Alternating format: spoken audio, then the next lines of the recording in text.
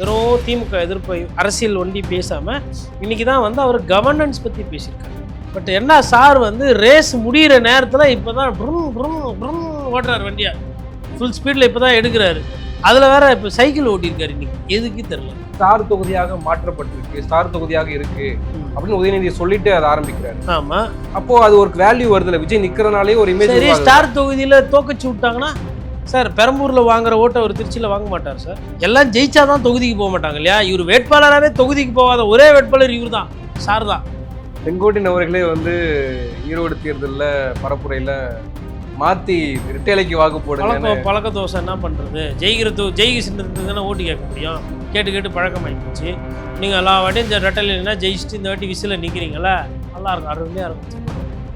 எல்லாம் வெள்ளராசா ரெட்டலையில் தான்ப்பா ஓட்டு உனக்கு ஒரு வீட்டுக்கு முனையிலே நடக்கும். அது இந்த சர்க்கார் படத்தில் கடைசி நேரத்தில் ஒரு வீடியோ போட்டு தான் மக்களுக்கு விழிப்புணர்வு ஏற்படும், வாக்கு ஓட்டுற. இன்னைக்கு அது கன்னியாகுமரியில் பேச வேண்டியதானே, கடைசி நேரத்தில் வீடியோ போட்டு பண்ணுறதுல. சர்மிளா டாக்கீஸ் நேயர்களுக்கு வணக்கம்.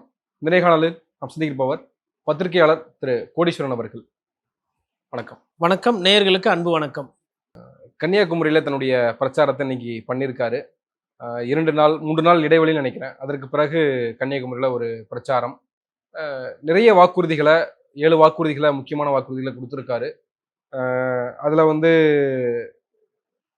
21st century குட் கவர்னன்ஸ் அப்படின்னு ஒரு 7 வாக்குறுதிகள். தமிழ்நாடுக்குன்னு தனியாக ஒரு ப்ரிவிலேஜ் கார்டு வழங்கப்படும் அப்படின்றாரு. தனியாக ஒரு அட்டை கொடுக்கப்படும். லஞ்சம் இல்லாத நலத்திட்டங்கள் வந்து வீட்டுக்கு போய் சேர்றதுக்கான வழிவகை செய்யப்படும் அப்படின்றாரு. Tamil Nadu rights to service act, இதன் மூலமாக வந்து என்னென்ன சேவைகள்லாம் செய்துட்டு இருக்கிறோம் அப்படின்றதெல்லாம் தெரியப்படுத்தப்படும் அப்படின்றாரு. டேஷ்போர்டு உருவாக்கப்படும், அக்கௌண்டபிளுக்குன்னு தனியாக ஒரு டேஷ்போர்டு கவர்மெண்ட்லேருந்து உருவாக்கப்படும்.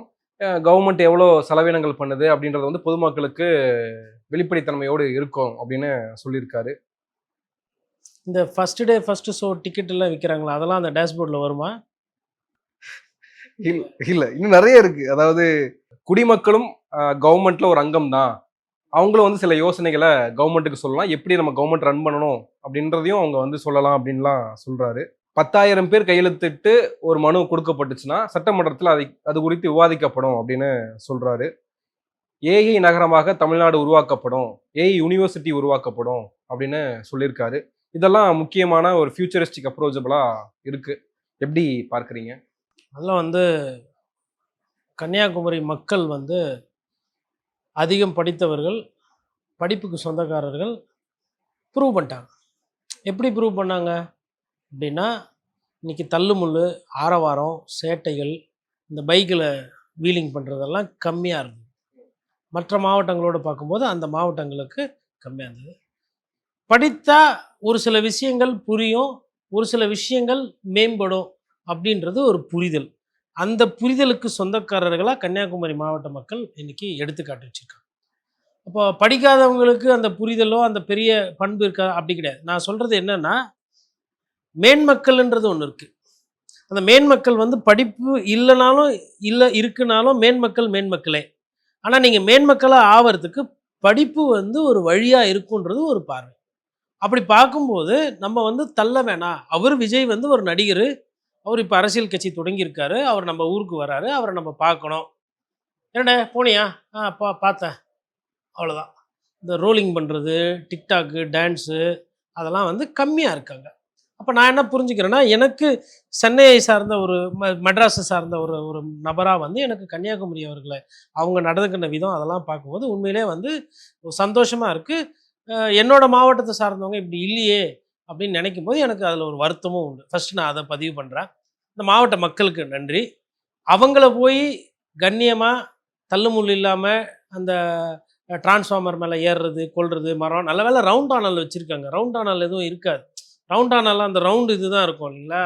அது இடம்லாம் நல்ல தேர்வு. மொத்தமாகவே கன்னியாகுமரிக்கு நல்ல ஒரு பரப்புரை அமைஞ்சிருக்கு. வாழ்த்துக்கள். விஜயுமே அவர்களுமே வந்து இன்றைக்கி வந்து ஒரு சில விஷயங்கள் நன்றாக தான் பேசியிருக்கிறாரு.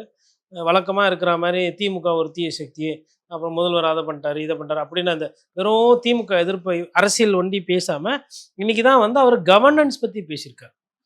அது ஒரு மண்ணுக்கு போனால் அவங்களை எப்படியெல்லாம் மாற்றுது பாருங்க. அதுதான் அந்த மண்ணோட மகிமை. தொடர் விமர்சனங்களும் இருந்துச்சு இந்த காலகட்டங்களில். அது வந்து ஒரே டேப் மாதிரி ரிப்பீட்டடா ஒரே விஷயத்தை தான் நிறைய இடங்கள்ல பேசிட்டு இருக்காரு விமர்சனம் வந்த பிறகுதான் அந்த ஸ்லாங் மாறுது இல்லையா? இல்லை, அந்த ஸ்லாங் மாறுது. இனிமேல் மாற்றி தான் ஆகணும். இன்னும் ஒரு 9 நாள் தான் இருக்குது. அதாவது தேர்தலில் வந்து அவங்க கட்சியில் வேறு யாரும் பேசுறதில்ல, வெளியில் வர்றது கிடையாது.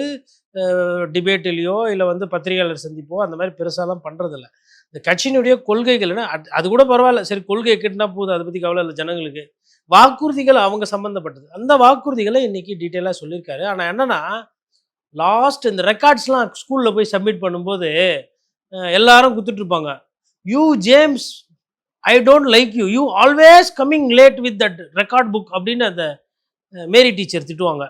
அந்த மாதிரி இவர் ஜேம்ஸ் வந்து என்ன பண்ணுறாரு, கடைசியாக போய் ரெக்கார்ட் புக், அதுதான் என்னென்னா அந்த தேர்தல் வாக்குறுதிகள் வாக்காளர்களுக்கு அவர் கொடுக்குறது. இதெல்லாம் முன்னாடியே செஞ்சுருக்கணும். அப்போ அவர் முன்னாடியே செஞ்சுருந்தாருன்னா மக்கள்கிட்ட அது இன்னும் போய் சேர்ந்து. சர்க்கார் படத்துல கடைசி நேரத்துல ஒரு வீடியோ போட்டு தான் மக்களுக்கு விழிப்புணர்வு ஏற்படும். வாக்கு ஓட்டரை எது இங்கே இன்னைக்கு அது கன்னியாகுமரியில் பேச வேண்டியதானே? கடைசி நேரத்தில் வீடியோ போட்டு பண்ணுறதுல வேற மாதிரி ஆயிரும்.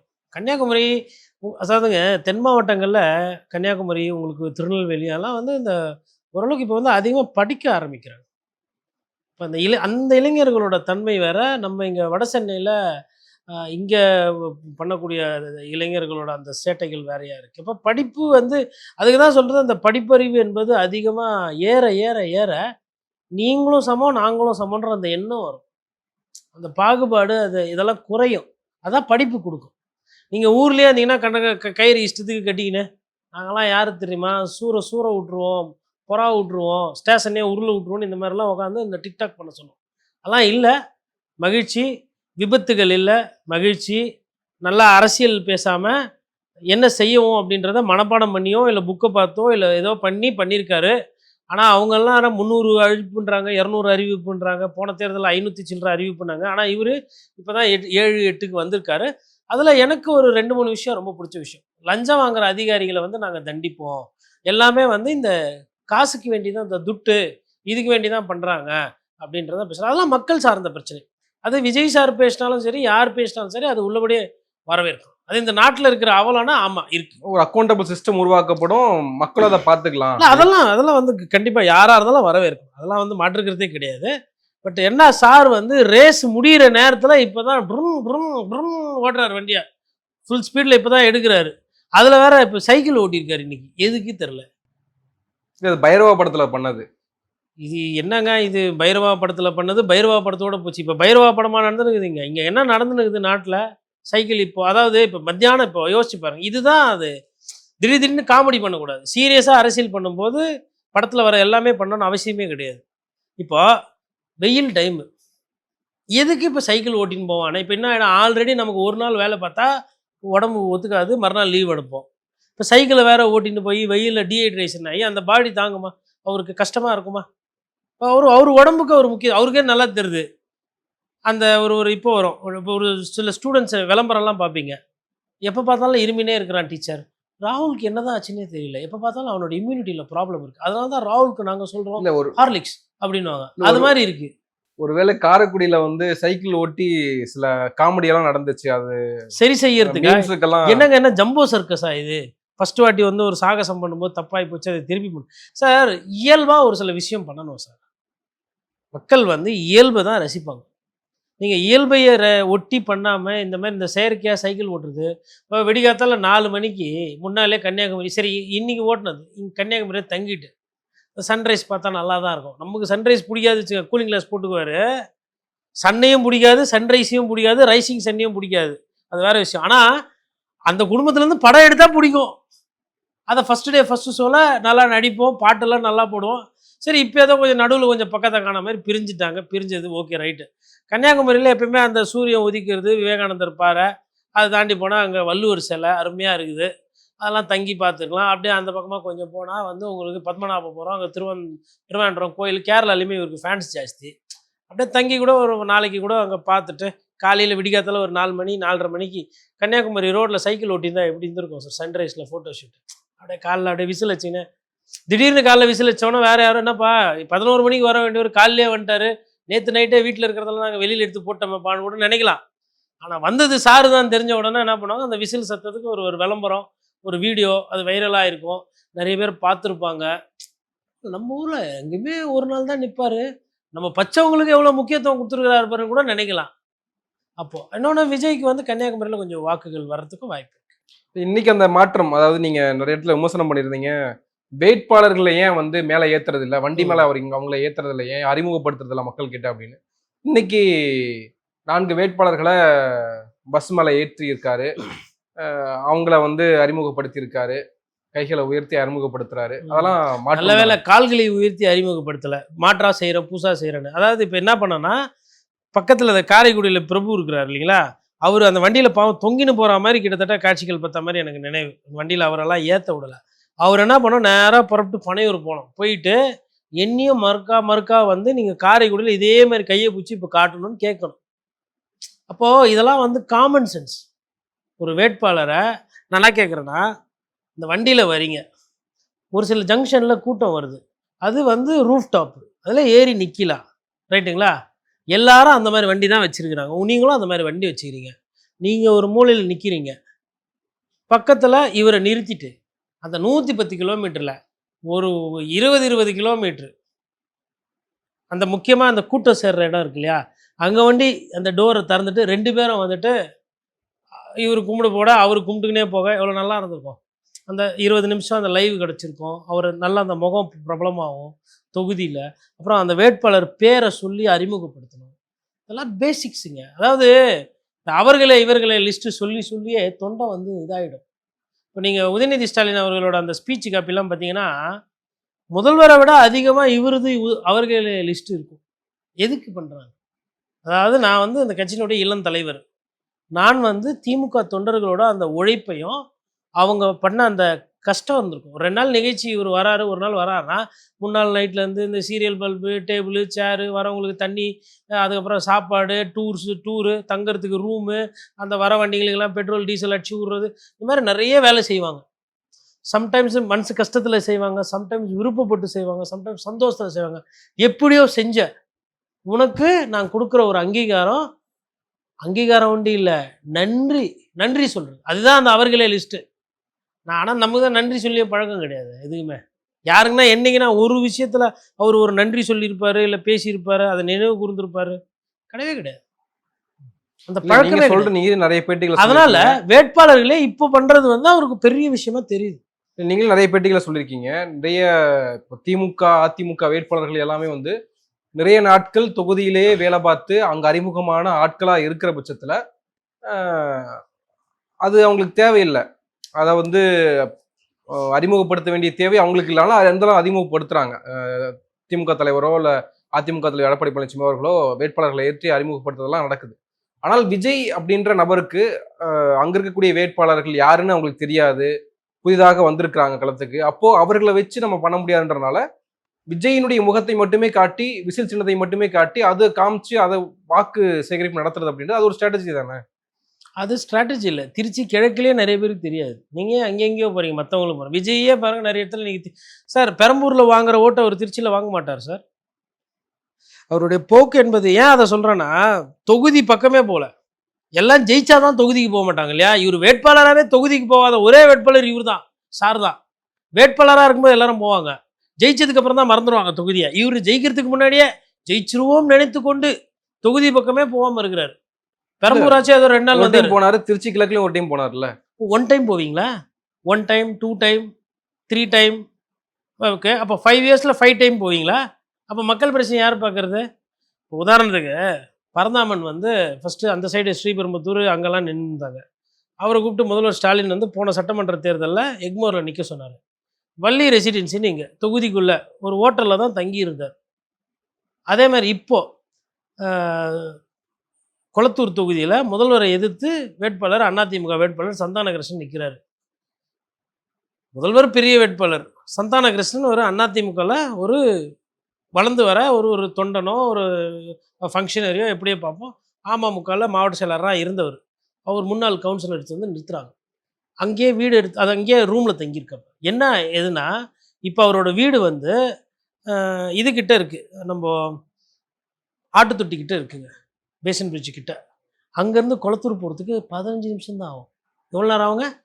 15 நிமிஷம். டிராஃபிக்கில் போனால் ஒரு 25 நிமிஷம் ஆகும். குளத்தூர் தொகுதி வாசல் இருக்கு பார்த்தீங்கன்னா, அதுக்கு போகிறதுக்கு 15 நிமிஷம் தான் தொகுதிக்கு. போகிறதுக்கு 15 நிமிஷம், வரத்துக்கு 15 நிமிஷம். இந்த 15 நிமிஷம் வேஸ்ட் ஆகிடக்கூடாதுன்னு சொல்லிட்டு அங்கே போய் ரூம் எடுத்து தங்கி அங்கேயே பல் விளக்கி அங்கேயே குளிச்சு தொகுதியிலேயே இருக்கிறாங்க. ஒரு வேட்பாளர் அது சந்தான கிருஷ்ணன். விஜய்க்கு அது தேவையில்லைல்ல. இப்போ பிரச்சனை பேர் தானா? சந்தான கிருஷ்ணனா கம்மி, விஜய்னா ஜாஸ்தி. உழைப்பு முக்கியம் இல்லை. நீங்கள் போடுறது சும்மா சண்டை. விஜய் சார் வந்து தொகுதியை பார்த்து கிழக்கில் போய் நின்னா கிறித்துவர்கள் இருக்கிறாங்க, நம்ம அங்கே ஜெயிச்சிடலான்னு. ஆனால் இன்றைக்கி ஒருத்தராச்சும் விட மாட்டார், டைட் பண்ணுவார். அந்த சைடு ராஜசேகரன் போட்டி கொடுப்பார். அதே பெரம்பூரில் வந்தால் யாரோ ஒரு கட்சிக்காரன் நல்லா வேலை செஞ்சுருக்கேன், பூத்தெல்லாம் கரெக்டாக இருக்குது, இங்கே வந்து நமக்கு நல்லா இருக்கும்னு சொல்லிட்டு தொகுதியை சேஃப்டி பார்த்து நிற்கிற விஜய், சேஃப்டி கிஃப்டி எதுவுமே இல்லாமல் கட்சி பொதுச் செயலாளர் சொன்னார், முதலமைச்சர் வேட்பாளர் முதல்வர் எதிர்த்து நீ தான்ப்பா நிற்கிறேன்னா, சரிங்க நிற்கிறேங்க, பொதுச் செயலாளர் சொல்கிறீங்க, நான் கேட்குறேன், நான் போகிறேன் அப்படின்ட்டுன்னு 15-20 நிமிஷம் தான் வீட்டுக்கும் தொகுதிக்கும். இந்த 20 நிமிஷம் கூட நான் வேஸ்ட் பண்ண மாட்டேன், இந்த 15 நிமிஷம் கூட வேஸ்ட் பண்ண மாட்டேன்னு போய் தங்குறாங்க. ஆனால் இவர் போகவே மாட்டார். கேட்டால் நான் விஜய், அவர் சந்தான கிருஷ்ணன்னா என்னங்க இது? அப்போ சார் நீங்க யாரை எதிர்த்து போட்டி போடுறீங்கன்றது முக்கியம் கிடையாது. நேற்று உதயநிதி அவர்களே வந்து திருச்சி கிழக்குல பிரச்சாரம் பண்றாரு, இனிகோ இறுதிராஜும் கூட இருக்காரு. அப்போ அவர் சொல்றாரு இது ஸ்டார் தொகுதியாக மாற்றப்பட்டிருக்கு, ஸ்டார் தொகுதியாக இருக்கு அப்படின்னு உதயநிதியை சொல்லிட்டு அதை ஆரம்பிக்கிறாரு. ஆமா, அப்போ அது ஒரு வேல்யூ வருதுல, விஜய் நிக்கிறதுனாலே ஒரு இமேஜ். ஸ்டார் தொகுதியில தோக்கச்சு விட்டாங்கன்னா ஸ்டார் இல்லையா? ஸ்டார் அழிச்சிடலாமா சார்? அவர் ஸ்டாரு அதெல்லாம் ரைட்டு, சினிமாவில் ஸ்டாரு. இப்போ கணக்கெடுத்து பார்த்தீங்கன்னா எனக்கு என்னமோ திருச்சி கிழக்குல உதயநிதி ஸ்டாலின் அதிகமாக போய் பிரச்சாரம் பண்ணிட்டு வருவாரோன்னு தோணுது. இல்லை, அவர் நிறைய விமர்சனம் பண்ணியிருக்காரு பேர் சொல்லாம. சில பேர் ரெஸ்ட் எடுத்து எனக்கு அவர் மீது வந்து ஒரு சின்ன ஒரு வருத்தம். நான் ஃபர்ஸ்ட்ல இருந்து அதை எதிர்பார்த்துட்டு உதயநிதியெல்லாம் வந்து விஜய் அவர்களை இந்த தேர்தலை வச்சு செய்யணும், தப்பே கிடையாது. ஏன்னா இவர் வந்து என்ன நினைக்கிறாருன்னா வந்து அவர் ஒரு பெரிய இது அந்த அந்த பிம்பத்தில் இருக்கார். அரசியல் ரீதியாக நீங்கள் எதிருங்க, அதை நான் வேணான்னு சொல்ல. உழைப்பு எங்கே? உதயநிதி ஸ்டாலினோட உழைப்போட விஜய் அவர்களோட உழைப்பை பார்த்தீங்கன்னா ரொம்ப ரொம்ப கம்மியாக உழைக்கிறார் விஜய் சார். சரி சார், அவர் படம் உங்கள் அளவுக்கு ஓடல, அவரது வந்து அவ்வளோ பெரிய ஸ்டார் இல்லை உதயநிதி ஸ்டாலின். ஆனால் அரசியலில் உங்களுக்கு சீனியர் தானே, அரசியலில் உதயநிதி சீனியர் டு விஜய். அப்போது உதயநிதி வந்து இப்போ திருச்சியில் பிரச்சாரம் பண்ணிட்டு போயிருக்காருன்னா இந்த political animal has to respond. என்ன பண்ணோம்? உதய் வந்துட்டு போனாப்லையா, சரி நாளைக்கு வழக்கமாக லீவு தான் இருக்கும் மறுநாள், இப்போ லீவு நாள் தானே, சரி Kanyakumari to by air, by helicopter, by travel, by cycle, ஒரு கணக்கு ஒன்று கூகுள் மேப்பில் போட்டு திருப்பி திருச்சிக்கு போயிட்டு பிரச்சாரம் எல்லாம் பண்ணணும். திருச்சிக்கு திருப்பி அதுக்கப்புறம் போகிற மாதிரியே தெரில. அடுத்து புதுக்கோட்டை இருக்கு பக்கம், மேபி புதுக்கோட்டையும் திருச்சி பக்கம்ன்றனால போறதுக்கு உங்களுக்கு பக்கம் சார், அவருக்கு தொலைவு. கொஞ்சம் அரை மணி நேரம் முன்னாடி போயிருந்தால் காரைக்குடியில் பேசியிருக்கலாம்ல. சரி காரைக்குடியில் சாப்பிடல, போய் அப்படியே சிவகங்கையில் போய் சாப்பிடுவீங்களா நைட்டு? ஒரு சிலதெல்லாம் பேசிக், அதெல்லாம் வரலாறு பிழை. காரைக்குடி வரலும் போயிட்டு அங்கே இருக்கிற மக்களை பார்த்து கை காட்டிட்டு டாடா காட்டிட்டு அங்கே பேச முடியாமல் வந்ததெல்லாம் புவர் பிளானிங். இன்னைக்கு கன்னியாகுமரியில் காரைக்குடி மக்களுக்கு வணக்கம் சொல்லிட்டு தான் ஆரம்பிக்கிறாரு. ஓ அப்படியா? இப்போ பாலாஜிக்கு வந்து ஈரோட்டில் கல்யாணம் ஆச்சு கோபிச்செட்டிப்பாளையத்தில். நான் வந்து பாதி தொலை வந்துட்டு அங்கேருந்தே பாலாஜி வாழ்த்துக்கள் அப்படி வாட்ஸ்அப்பில் அனுப்புனா நீங்கள் ஏற்றுக்கிறீங்களா? என்னங்க நியாயமாக இருக்குது? எதுக்கெத்தாலும் அதாவது தாவேக்காவுக்கு வந்து இதுவால் அது பண்ணியிருக்கலாம். அப்போ அவருக்கு இன்றைக்கி பார்த்தேன் நல்லா அழகாக ஃபிட்டாக ஸ்மார்ட்டாக தான் இருக்கிறாரு, வயசு கம்மி, போக வேண்டியதானே 234 தொகுதி.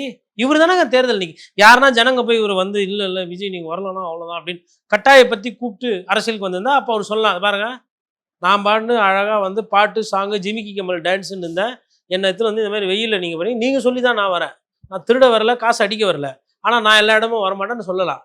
ஜனங்கள்லாம் யாரும் போய் விஜய் வீட்டுக்கு முன்னாடி நின்று விஜய் விஜய் நீங்கள் கட்சி தொடங்கணும், யாருமே இல்லை, சூப்பர் ஸ்டார் வரல, கமல் சார் வந்து அவங்களோட போய் சேர்ந்துட்டாரு, அதனால் நீங்கள் வரணும், ஜனங்க யாருன்னா போய் நின்னாங்களா? இவராக தானே சார் வந்தார் அரசியலுக்கு. அப்புறம் நான் எல்லாத்தையும் விட்டு வந்தேன்னா உங்கள் தேவைக்கு உங்களுக்கு அதில் ஏதோ ஒரு சந்தோஷமோ இல்லை ஏதோ ஒன்று கிடைக்கும், ஒரு ஆதாயம் இருக்குன்னு தான் வரீங்க. ஆனால் சொல்லும்போது ஏதோ காந்தியடிகளும் காமராஜரும் அரசியலுக்கு வந்த மாதிரியே பேசுகிறீங்க. சரி இன்னைக்கு லஞ்சத்தை பற்றி பேசினாரு, கருப்பு பணத்தை பற்றி ஏன் பேசலை? 1.5 கோடி ரூபா பணம் கட்டணும், கட்டினீங்களா இல்லையா எங்களுக்கு தெரில, எனக்கு தெரில, கோர்ட்டு கேட்டுச்சு அன்றைக்கி வந்ததோடு சரி, அதுக்கப்புறமா தகவலே இல்லை. மற்ற கட்சியாக இருந்தாலும் யாருன்னா கட்சிக்காரங்கிட்ட விசாரிக்கலாம், இல்லை எதிர்கட்சிக்காரங்கிட்ட கேட்கலாம். தாவேக்கால என்ன நடக்குதுன்னு யாருக்குமே தெரியல. நீங்கள் 1.5 கோடி கட்டினாரா இல்லையா தெரியலையே. நீங்க தாவேக்காவை வந்து தற்குறின்னு சொல்ல மாட்டேன் அப்படின்னு நீங்க சொல்லுவது உண்டு. ஆனால் நேத்து உதயநிதி ஸ்டாலின் அவர் வந்து பிரச்சாரத்துல சொன்னாரு. சேப்பாக்கம் ட்ரிப்ளிகேன்னு ஒரு தொகுதின்னு கூட தெரியாம 2 தொகுதியில போட்டிடுறாருன்னு பேசக்கூடிய தற்குறி கிட்ட போய் என்ன பேசுறது அப்படின்னு சொன்னாரு, விமர்சனம் பண்ணாரு. நான் வந்து இனிகு வைத்தியராஜ் வந்து 2 காலையும் ஒரே தொகுதியிலாம் ஸ்ட்ராங்கா வச்சிருக்காரு. அவரு சென்னையில ஒரு கால் இங்க ஒரு கால்னு வைக்கல, குறுக்கா மறுக்கா வைக்கல அப்படின்னு சொல்றாரு. இதெல்லாம் வந்து மறைமுகமான விமர்சனங்கள் தானே. மறைமுகம்லாம் இல்லை, நேர்முகமான விமர்சனம் தான், வைக்கிறது நியாயம்தான். ஏங்க உதயநிதி ஸ்டாலின் உழைக்கிறாரு, உழைப்பவர்கள் கேள்வி கேட்கலாம், கஷ்டப்படுறவங்க கேள்வி கேட்கலாம். அவரு வந்து கம்மியாக உழைக்கிறார், அவர்கிட்ட விமர்சனம் தானே இருக்குது, உழைப்பு இல்லையே. இப்போ விஜய் அவர்கள் வந்து திமுக மீது வைக்கக்கூடியதோ இல்லை மற்ற அரசியல்வாதிகள் மீது வைக்கக்கூடியதோ விமர்சனம் தான், அதில் எந்த உழைப்பும் இல்லை. நான் என்ன பண்ண போகிறேன், நான் விஷயம் என்ன சொல்ல, தீர்வையும் கொடுக்கணும் இல்லையா. அவர் சரியில்லை, இவர் சரியில்லை, அவர் சரியில்லை, அவர் சரியில்லை. சரியில்லை மக்களுக்கு தெரியும். நீங்கள் சரியா ஃபஸ்ட்டு கேள்வி. நீங்கள் அதை எதை சரி செய்ய போகிறீங்க, எப்படி சரி செய்ய போகிறீங்க, எவ்வளவு நாளில் சரி செய்வீங்க, எவ்வளவு பேரை வச்சு சரி செய்ய போகிறீங்க, எந்தெந்த ஊரில் எந்தெந்த விஷயத்தை சரி செய்ய போகிறீங்க, இவ்வளோ கேள்விகள் இருக்குங்க, பதில் இல்லையே. இப்போ தான் கவர்னன்ஸ்க்கெலாம் வந்துக்கிறாரு. இப்போ கவர்னன்ஸில் ஆரம்பித்து ஒவ்வொரு டிபார்ட்மெண்ட்டாக போய் இந்த டேஷ்போர்டெல்லாம் சொல்கிறாருங்களா, டிஜிட்டல் இந்தியா கிட்டத்தட்ட அது நாங்கள் தான் பார்க்குறோமே. டிஜிட்டல் இந்தியாவில் ஃபாஸ்டாகு டிஜிட்டல் இந்தியாவோட குழந்தை தான். ரொம்ப பிரமாதமான திட்டம். நீங்கள் போவீங்க, விண்ட்ஷீல்டு பழசாகி இல்லை வண்டி ஒரு விபத்தில் போய் அந்த ஃபாஸ்டாக் ஸ்டிக்கர் பிஞ்சிச்சுன்னா அந்த ஸ்டிக்கர் வேணால் சார் அந்த பேங்க்கில் இல்லை சார், வேறு பேங்க்கில் வாங்குங்க சார். வேறு பேங்க்கில் எவ்வளோ சார் வாங்கினா, 1000 ரூபா சார் மினிமம்மு, அதுக்கப்புறம் 600 மெயின்டைன் பண்ணோம் சார், எனக்கு சர்வீஸ் சார்ஜ் ஒரு 200 300 சார், 1900 பட்டா நாமோ சார். டிஜிட்டல் இந்தியா சார், அதை தான் இவங்கெல்லாம் ஊக்குவிக்கிறாங்க அதிகமாக. சரி ஊக்குவித்துக்கு பிரச்சனை கிடையாது. சரிப்பா, ஆல்ரெடி நான் முன்னாடி ஆனுவல் பாஸ் வாங்கியிருக்கிறேன், இல்லை 1000 ரூபா அது பணம், அது போய் பேங்க்காரனை கேளு சார். அப்போ நீ எதுக்கு சார் இங்கே இந்த டோல் போட்டு நீங்கள் உக்காந்துக்கிற சார் அப்படின்னா, ஊர் மக்கள் பணத்தை கொள்ளையடிக்கிற சார். அதுதான் டிஜிட்டல் இந்தியா. பாரத் வலிமையாக வளர்க்குறோம் சார். என் பையில இருந்து காசு எடுக்கிறது எப்படி பாரதம் வளர்றது அப்படின்னா பதில் இல்லை. இதை யார் பேசணும் சார்? ஃபஸ்ட்டு இந்த டிஜிட்டல் விஷயம்லாம் இருக்குல்ல, நான் இன்றைக்கி வரேன் இதில். ஏன்னா அந்த டேஷ்போர்டில் தான் எனக்கு டென்ஷன். ஏன்னா சந்திரபாபு நாயுடு அந்த டேஷ்போர்டை ட்ரை பண்ணார். It's not success, it's a failure. எப்படி அதிகாரிகள் அதை ஏமாற்றுவாங்க? எல்லாமே ஆன்லைன் தானே இன்றைக்கி. அப்படி இருக்கும்போதும் தாசில்தாரும் ஆரையும் எப்படி துட்டு வாங்குறாங்க? பிரச்சனை ஆன்லைன் ஆக்கிட்டதுனால வராது. இந்த லஞ்சம் வாங்குற அந்த அதிகாரி இப்படி கழுத்தை பிடிச்சி ஜெயிலில் போட்டால் சரியா போகும். ஆனால் போட மாட்டோமே, ஏன்? ஏன்னா அந்த அதிகாரி எனக்கு வேண்டப்பட்டு. அதுதான் பிரச்சனை. இதுதான் அரசியல். அவர் இன்றைக்கி கவர்னன்ஸ் பேசியிருக்கார். இன்றைக்கி இந்த இந்த பணம் வந்து கருப்பு பணம் சேருது இதுன்னா அதுக்கெல்லாம் காரணம் அரசியல் தான். அதை இன்னும் அவர் புரிஞ்சிக்கல சரியா. ஏன்னா அவரே கருப்பு பணம் அவருக்கே பிடிக்குது, இனிக்குது. இவங்க கூடலாம் சேர்ந்து பஞ்சம் பொழிச்சவர் தானே இவர். இப்போ இன்றைக்கி திடீர்னு வந்து மாறி பேசுகிறாரு. சரி ரைட்டு, மாறட்டும், நல்லது செய்யட்டும், அதெல்லாம் ரைட்டு, அதில் கருத்து ஏற்பட. பட் அந்த தெளிவான முறைகள் இருக்கா அப்படின்னா கிடையாது. இன்னொரு எக்ஸாம்பிள், இந்த டிஜிட்டல் இந்தியா என்ன பண்ணுது, இல்லை இந்த developing India, information technology India, ஏப்பா ஏதோ ஒரு பிரச்சனைனா ஹிந்தி மே போல் கயா தபாங்கயா, இங்கிலீஷ் ஃபார் 2, தமிழில் பேச 3 அமுக்குவோம், வேறு எதனா லாங்குவேஜ் பிறகு ஏதோ ஒரு அமுக்குவோம், அப்புறம் தேவைப்பட்டால் 9 அமுக்குவோம், அப்புறம் 9ல் ஃபோன் பண்ணால் your call cannot be connected because already people are waiting. அப்புறம் என்ன, வெங்காயத்துக்கு அந்த நம்பருக்கு நான் பண்ணணும்? ஆர்டர் வாங்கும்போது வண்டி ஒரு சர்வீஸ் பாதிக்கப்பட்டிருக்கும் போலயே சார். என் பிரச்சனை கிடையாது சார், இது மக்களுக்கு இருக்குது. நானுமே பாதிக்கப்பட்டிருக்கேன், நான் மக்களில் தானே ஒருத்தன். ஆனால் இதெல்லாம் வந்து இருக்குது நாட்டில். நான் கேட்குறேன், நான் எதுக்கு 9 நம்பர் அமுக்கணும்? நான் இன்சூரன்ஸு போட்டுக்கிறேன் ஒரு கம்பெனியில், என் வண்டி ஏதோ ஒன்று ஆகிப்போச்சு, அவசரத்துக்கு ஃபோன் பண்ணால் 1 அமுக்குவோம், 2 அமுக்குவோம், 3 அமுக்குவோம், 9 அமுக்குவோம். அப்புறம் 9 பேசுகிறேன், ப்ளீஸ் டாக் இன் இங்கிலீஷ்னா ஹிந்தி தெரியாது சார், நம்ம ஹிந்தி தெரியாதுன்னுவோம். அவங்க வந்து திருப்பி ஹிந்திலே பேசுவாங்க.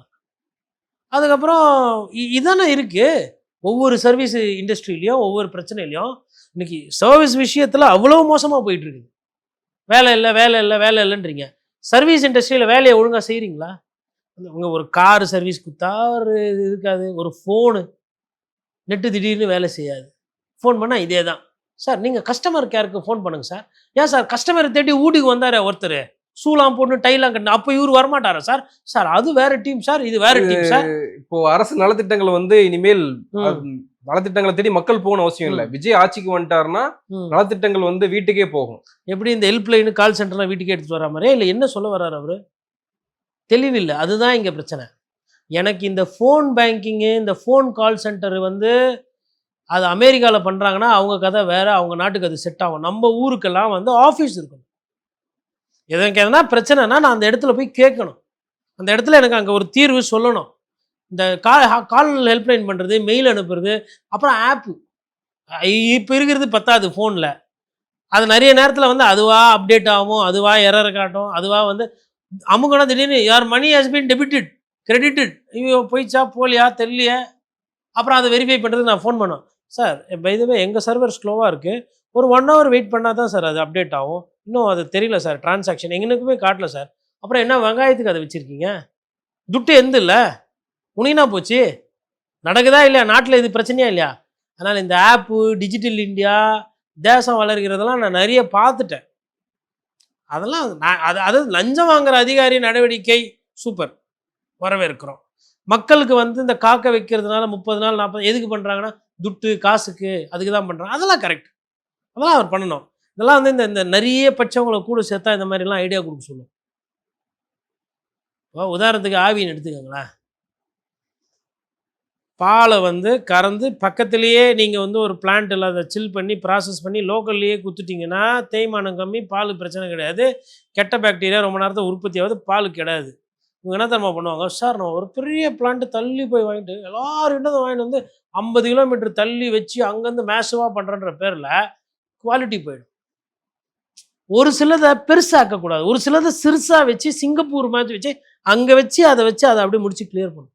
குப்பை கூட சரி, அந்தந்த ஊருக்கு ஒரு குப்பையை அங்கங்கே குப்பையை பற்றி எங்கன்னா ஒரு வார்த்தை பேசியிருப்பாரா சார் அவர் இதுவரையிலும்? ஒரு வார்த்தை இல்லை, யாரும் எழுதி கொடுத்துருக்க மாட்டாங்க. நானே கேட்குறேன், இவர் வீட்டில் குப்பை போடுறாரா இல்லையா? விஜய் சார் சாக்லேட் சாப்பிட்றாரு, விஜய் சார் பிஸ்கெட் சாப்பிட்றாரு, விஜய் சாருக்கு பிடிச்சவங்கலாம் வீட்டுக்கு வராங்கோ, அவங்க ஜூஸ் குடிக்கிறாங்கோ, இல்லை ஏதோ பார்ட்டி பண்ணுறாங்கோ, இல்லை வந்து சாமி கும்பிட்றாங்கோ, கற்பூரம் ஏற்றுறாங்க, ஏதோ ஒன்று, எல்லாத்துலேருந்தும் வேஸ்ட் வருதுல்ல.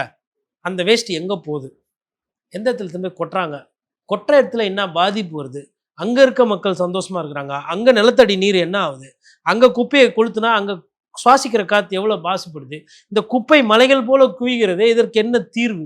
எங்கன்னா ஒரு வாட்டி பேசியிருப்பாரா? தெரியாது.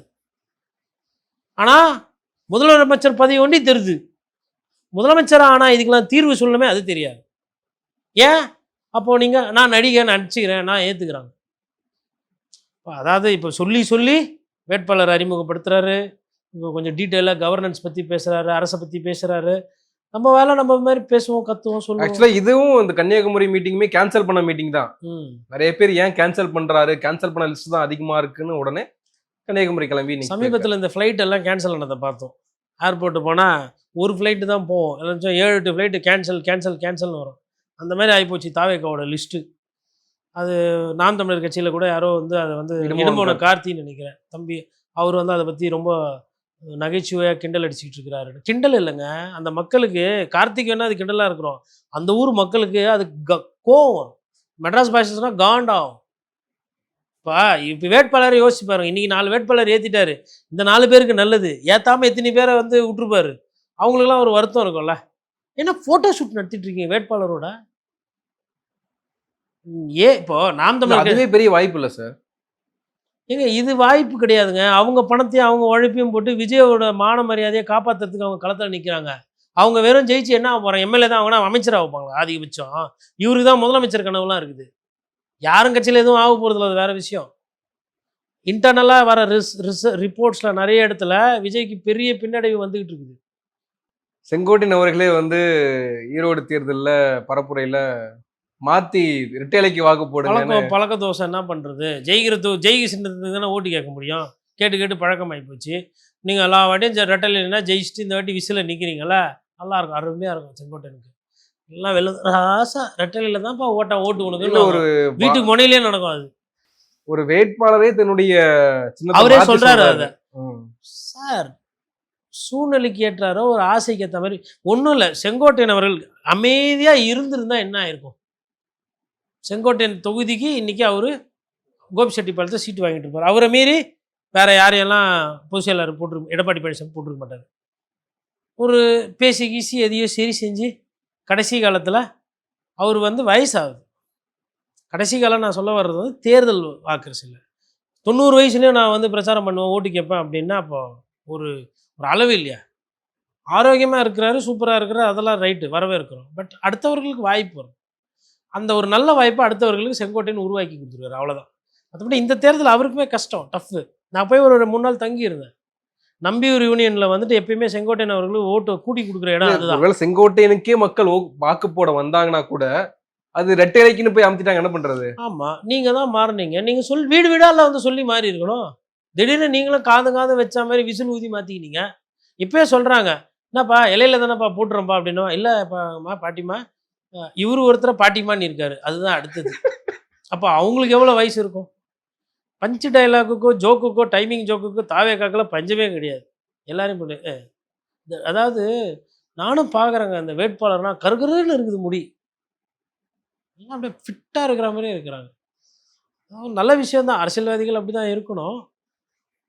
செங்கோட்டையனுக்குமே சிக்கல் தான் நிறைய பேருக்கு. அவர் கொண்டி தானா?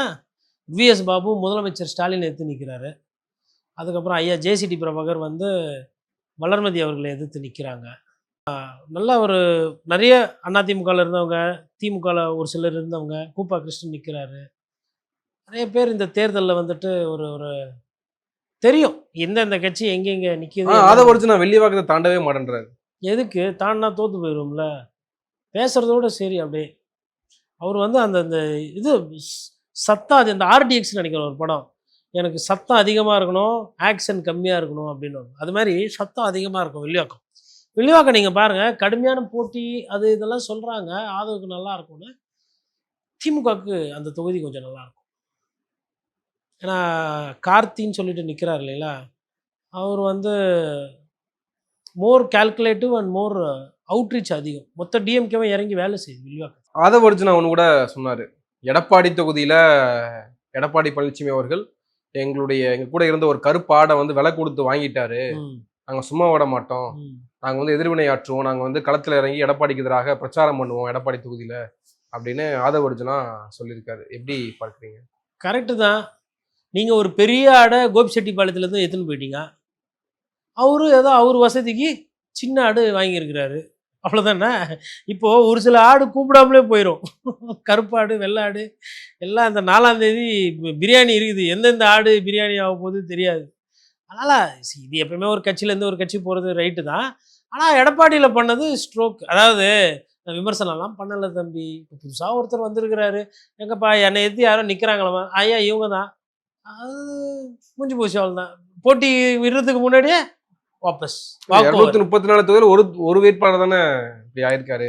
அதாவது இப்போ எடப்பாடி பழனிசாமி கொளத்தூரில் சந்தான கிருஷ்ணன் ஒரு வேட்பாளரை எரிச்சிக்கிருக்காரு. சந்தான கிருஷ்ணன்னா நாமினேஷன் வாபஸ் வாங்குறது, இல்லை நான் நிற்க மாட்டேன், லாஸ்ட் எங்க ஓப்பனாக பேசுவோம். தேர்தல் நேரத்தில் அரசியல்வாதிகள் வந்து ஆப்போசிட் கேம்பில் இருக்கிறவங்கள போச் பண்ண ட்ரை பண்ணுவாங்க. நிறைய பேர் வந்து நாமினேஷன் ஃபைல் பண்ணிட்டு அதுக்கப்புறம் கட்சி போய் சேர்றது, நாமினேஷன் வித்ட்ரா பண்ணுறது, கேம்பெயின் பண்ண வீட்டில், இதெல்லாம் இந்த மண்ணில் இருக்கிறது தான். அந்த விளையாட்டில் அவர் லைட்டாக சாம்பிள் காட்டினார். யார்? இபிஎஸ். காலியா? இன்னும் டைட்டாக காட்டியிருந்தா எத்தனை பேர் காலி? இப்போ உங்ககிட்ட வந்து சேர்ந்தவங்கலாம் வந்துட்டு அங்கே வந்து அவங்களோட டியூரேஷன் முடியுது, ஷெல்ஃப் லைஃப் முடிகிறவொன்னே நீங்கள் எடுத்து வச்சுக்கிறீங்க. அது இபிஎஸ் வந்து ஒரு எடப்பாடியில் ஒரு சாம்பிள் காட்டிக்கிட்டார். இப்போ இன்னும் ஸ்டாலின் சார் சாம்பிள் காட்டுவார். ஒரு சிலது வெளியில் தெரியும், ஒரு சிலது தெரியாது. பார்க்கணும், போக போக தெரியும் என்னென்ன தொகுதியில் என்னென்ன நடக்குது. உள்ளே நடந்துன்னு இருக்கும், நமக்கு தெரியாது. விஜய் சாருக்கு அது சுத்தமாக தெரியாது, வெளில வந்தால் தானே தெரியும். அங்கங்கே தொகுதியில் என்னென்ன பிரச்சனை நடக்குது, எந்தெந்த வேட்பாளர்கள் சரியாக வேலை பிரச்சாரம் பண்ணுறாங்க, சரியாக பிரச்சாரம் பண்ணலைன்றதுலாம் தெரியும். ஒரு சில வேட்பாளர்கள் நல்லா பிரச்சாரம் பண்ணுறாங்க. உதாரணத்துக்கு ராஜ்மோகன்லாம் எக்மோரில் வந்து, அதாவது ஒரு ஒரு பந்தா கிடையாது, ஒரு 10 பேரை கூட வச்சு வீடு வீடாக போகிறாப்புல, வணக்கம் வைக்கிறாப்புல, ஒரு வாட்டி வாய்ப்பு கொடுங்க, விஜய் அண்ணாக்கு வேண்டி கொடுங்க, என்ன பாருங்கள், விசில் சின்னத்துக்கு போடுங்க. அந்த அந்த அப்ரோச் இருக்கு இல்லைங்க, இந்த இறங்கி போகிறது, மக்கள்கிட்ட அன்பாக நடந்துக்கிறது.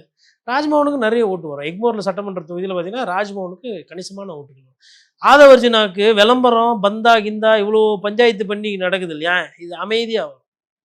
அதாவதுங்க, பணம் தான் அரசியலுக்கு முக்கியம் கிடையாது, குணமும் அரசியலுக்கு முக்கியம். அந்த குணம் வந்து ராஜ்மோகன் கிட்ட. நன்றி, நிறைய விஷயங்களை பகிர்ந்துருக்கீங்க. உங்க நேரத்துக்கு மிக்க நன்றி. நன்றி, வணக்கம்.